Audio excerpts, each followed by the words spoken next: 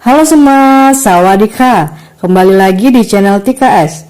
Masih di konten yang sama, yaitu review film BL Thailand yang berjudul Malila The Farewell Flower. Rilis pada tanggal 13 Oktober 2017, bergenre romance drama, disutradarai oleh Anucha Bonyawatana dan diperankan oleh Weir Sukolawat sebagai Sen dan Anuchit Sapunpong sebagai Peach. Banyak penghargaan yang diperoleh oleh film ini, yaitu 6 kali menang dan 10 kali nominasi, dan merupakan perwakilan Thailand di Oscar tahun 2019. Sebelum ke review, yang belum subscribe dulu ya.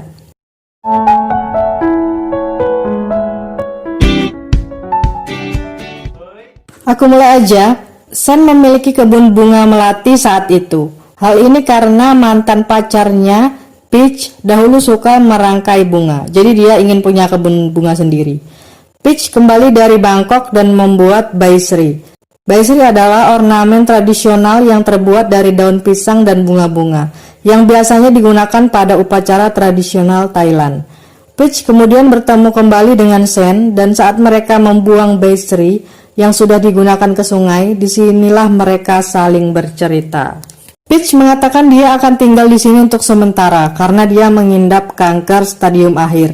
Dia sudah berobat ke dokter, tapi yang ada dia malah tersiksa, rambutnya rontok, kencing di celana, dan lain-lain.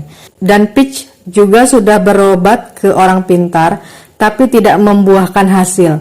Dia malah mengalami kecelakaan yang untungnya tidak terjadi apa-apa pada dirinya. Dan dia merasa membaik saat dia membuat baisri. Dan Sen mengatakan maaf karena tidak datang ke pemakaman Ibu Peach.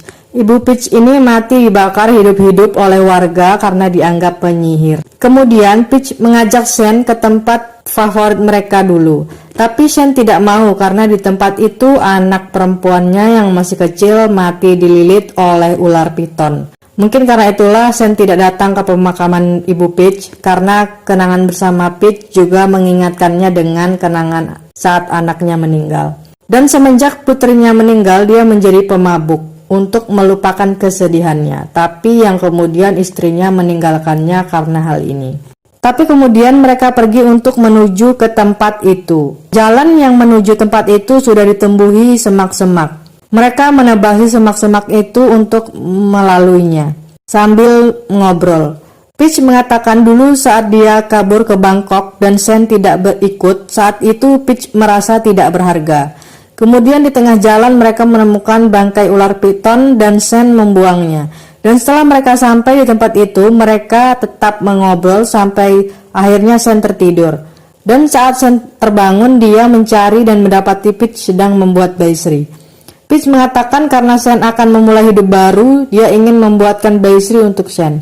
Karena kata orang, jika seseorang kehilangan semangat, maka baisri bisa membantu akan mengembalikan semangat itu. Pada malam hari saat mereka berduaan, Peach menunjukkan bekas luka karena dia berobat ke dokter dulu. Peach juga menunjukkan bekas luka karena dokter mengambil hatinya. Keesokan harinya, Sen mengatakan akan menjadi seorang biksu untuk membantu Peach agar sembuh. Sen juga meminta agar Peach membuatkan baisri untuk upacara penabisannya yang menjadi biksu.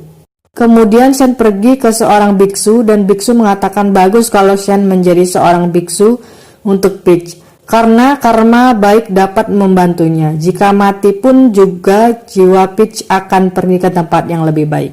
Peach juga mengatakan kalau Sen tidak harus menderita karenanya, yang kemudian mereka bercinta di sini.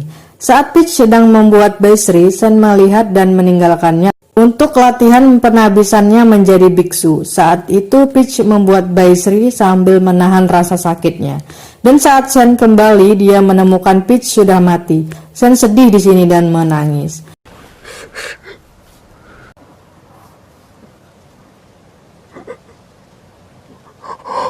Sen lalu ingat pertanyaan Peach, jika Peach mati, maukah Sen menjadi biksu untuknya? Apakah itu yang kau mau? Dan Peach mengatakan, terserah padamu karena aku tidak akan pernah tahu. Selanjutnya Sen benar-benar menjadi biksu dan bersama biksu veteran yang bernama Biksu Sancai. Mereka menjadi biksu keliling. Mereka berpindah-pindah tempat, mengumpulkan sedekah dari warga desa dan menginap di hutan. Biksu Sancai itu juga selalu mengingatkan agar Sen berkonsentrasi dengan cara menghitung berapa kunyahan saat dia makan dan agar jangan lupa. Saat itu mereka pindah ke suatu tempat yang sering dijadikan tempat pembuangan mayat karena mereka akan melakukan meditasi di depan mayat. Dan saat pertama kali meditasi di depan mayat, dan Biksu Sancai mengatakan jika bermeditasi dengan mayat, Sen harus melihat dan mengingat bagaimana warna dan bentuknya. Kemudian tutup matamu dan bayangkan. Jika kau lupa, buka mata dan lihat lagi sampai Sen benar-benar ingat. Selanjutnya, Biksu Sancai menemukan mayat dan mengajak Sen untuk bermeditasi. Dan mereka pun bermeditasi di depan mayat itu. Tapi saat pertama kali mencoba, Sen tidak kuat dan muntah. Sen jadi lemas, kemudian dia minum, dan saat sudah merasa baik, Sen lanjut untuk bermeditasi seorang diri. Kali ini dia serius, dan saat dia membuka mata ada luka di bagian hati di mayat itu. Kemudian Sen bermeditasi sampai malam. Paginya Sen mencari sedekah sendiri, dan saat kembali dia membangunkan Biksu Sancai yang ternyata Biksu Sancai sedang sakit, dan setelah bangun dan mereka pun makan. Malam hari hujan lebat dan badai petir. Sen khawatir dengan Biksu Sancai. Dia mendatangi kelambu Biksu Sancai dan Biksu sudah pingsan. Sen membawa Biksu ke sebuah gubuk dan yang terbuat dari terpal dan membantu menyembuhkan Biksu. Dan tertidur di situ bersama Biksu Sancai. Paginya Sen bangun, dia mencari dan menemukan Biksu Sancai sedang menangis di depan mayat. Dan saat Biksu pergi, Sen mendatangi mayat itu dan kemudian mayat itu bergerak dan dalam pandangan Sen mayat itu berubah menjadi Peach. Sen kemudian memeluk dan mengatakan maaf.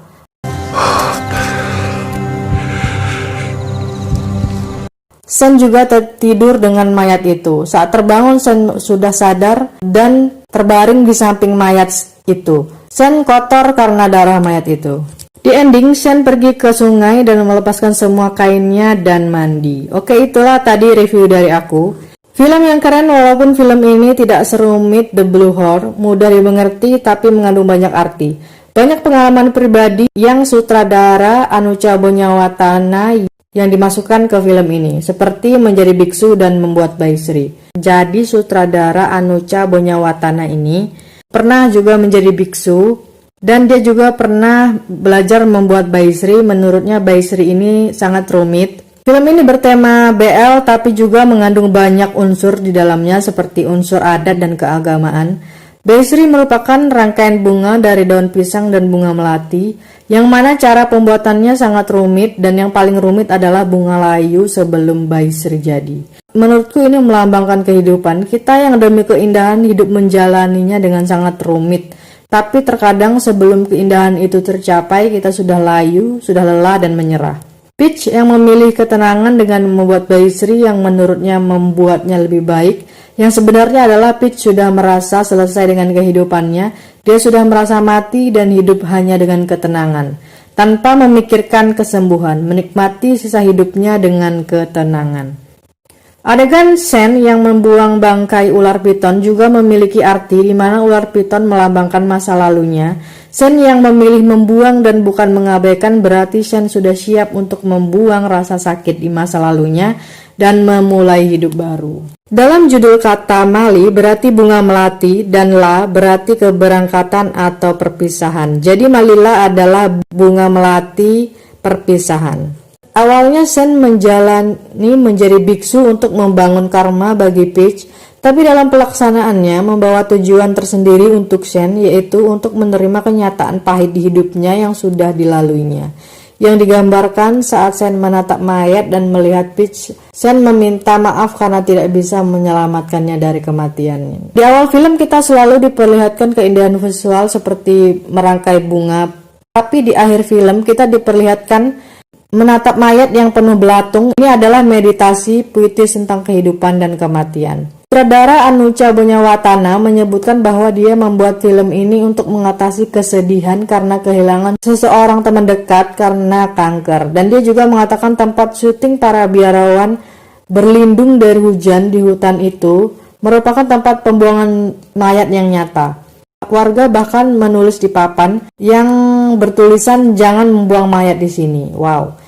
Menurut kalian gimana sih tentang film ini? Kasih tahu aku di komentar ya. Terima kasih dan sampai jumpa.